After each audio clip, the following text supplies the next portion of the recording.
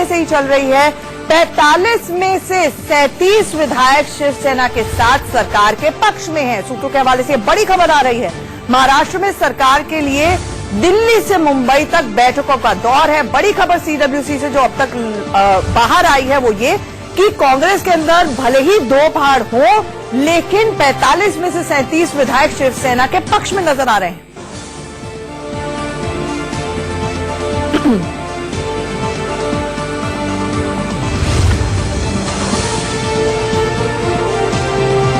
हमारे साथ हमारे 4 सहयोगी इस वक्त जुड़ रहे हैं। हमारे साथ अभिषेक जुड़ रहे हैं, मुंबई से उर्वशी कोना जुड़ रही हैं, संजय जुड़ रहे हैं और साथ ही साथ दिल्ली से रजत भी जुड़ रहे हैं।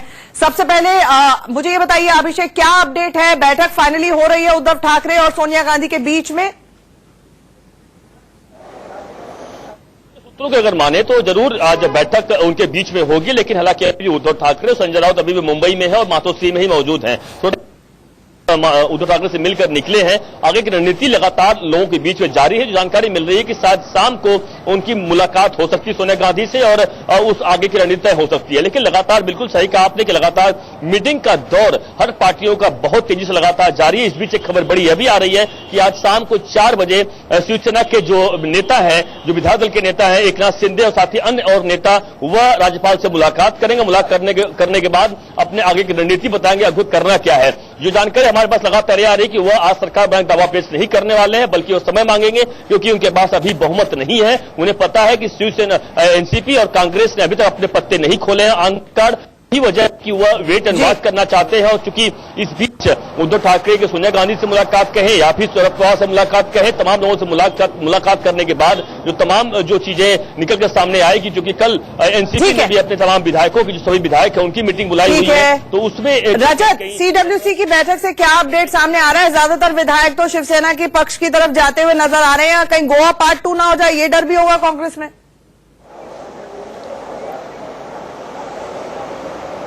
बिल्कुल, देखिए इसीलिए ये हाई लेवल बैठक सोनिया गांधी ने सीडब्ल्यूसी की बुलाई है, क्योंकि एक बड़ा प्रेशर है विधायकों का। अब वो दौर नहीं है जब कांग्रेस आलाकमान यहां दिल्ली में बैठ के तय कर ले और वहां प्रदेश के नेता उसको मान जाए। इस बात को हर आदमी समझ रहा है कि जो भी विधायक जीत के आया है वो मुश्किलों से जीत के आया है और उसको आगे अपनी रास्ता खुद राजनीतिक तय करना है। अगर कांग्रेस ये कहे कि आप समर्थन ना दीजिए तो एक बड़ा डर कांग्रेस को रहेगा कि उनके विधायक टूट सकते हैं, जो अन्य राज्यों में भी हुआ है।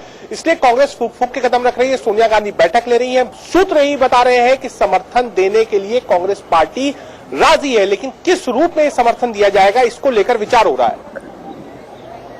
और कब तक ये फैसला आ जाएगा रजत, क्विकली अगर एक लाइन में बता पाए तो? देखिए, अपने कैमरामैन से बताऊंगा, ये पीछे मुझे लगता है कि बैठक खत्म हो गई है। आंचल आप देख सकते हैं, मीडिया कर्मी जो यहाँ मौजूद थे उसमें भी हलचल शुरू है। तो जैसे ही बाहर निकलेंगे मुझे लगता है कि मल्लिकार्जुन खड़गे जो कि जनरल सेक्रेटरी इंचार्ज है, वो यहाँ से सीधे मुंबई हो सकता है जाए या फिर जयपुर विधायकों के पास जाए और वहां पर ब्रीफ करें। तो ये आप कह सकते हैं कि जो ये सीडब्ल्यूसी की बैठक चल रही थी वो खत्म हो गई है। जल्द अंदर से ये खबर आ जाएगी और सबसे पहले हम ही ब्रेक करेंगे कि हाँ, कांग्रेस ने फैसला इस बड़ी बैठक में क्या लिया। क्या कांग्रेस सरकार में शामिल होगी या नहीं शामिल होगी, यही एक बड़ा फैसला था जो इस सीडब्ल्यूसी में होना था। 9:45 बजे ये बैठक शुरू हो गई थी और लगभग 12:10 हुआ, यानी 2 घंटे इस बात पर मंथन चला है कांग्रेस में कि कैसे और 2 घंटे लंबी मैराथन बैठक चली है। ऐसे में विचारधारा नामक चीज का क्या होगा, ये बड़ा सवाल है। आप सब हमारे साथ बने रहिए। इस बीच शिवसेना ने एक बार फिर से बीजेपी को कटघरे में खड़ा किया है। राउत ने कहा कि हालात के लिए पूरी तरह से बीजेपी जिम्मेदार है। क्या कुछ कहा, सुनिए। देखिए, भारतीय जनता पार्टी ये कहती कि हम अपोजिशन में बैठेंगे, सत्ता नहीं बनाएंगे, लेकिन किसी भी हालत में अपोजिशन में बैठने को तैयार है। लेकिन जो बात तय हुई थी, जो एग्रीमेंट हुआ था 50-50 फॉर्मूला वाला, 2.5 साल के मुख्यमंत्री पद बांटने के लिए, वो देने को तैयार नहीं। आप उससे समझ सकते हैं किसके दिमाग में क्या था पहले भी और आज भी।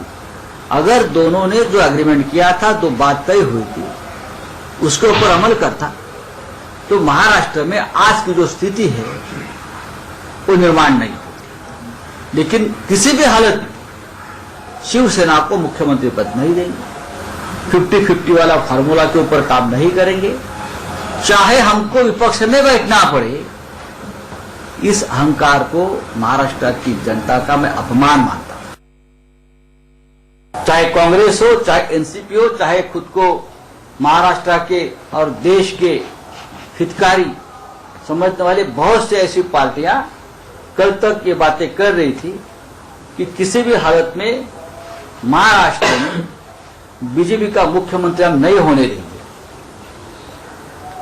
देश की भी बात कर रहे थे। आज उनका कसौटी का घड़ी आई है। अब आपको बताना पड़ेगा हम क्या बोल रहे थे और हम क्या करना चाहते हैं। जो आप बोल रहे थे वो करके दिखाने का समय आज आया है। शिवसेना आगे निकल चुकी है और मुझे विश्वास है हम सब एक साथ आकर राज्य को स्थिर सरकार देने जा रहे हैं। वहीं मुंबई में फडणवीस के घर बीजेपी की अहम बैठक हो रही है। बीजेपी नेता भूपेंद्र यादव भी बैठक में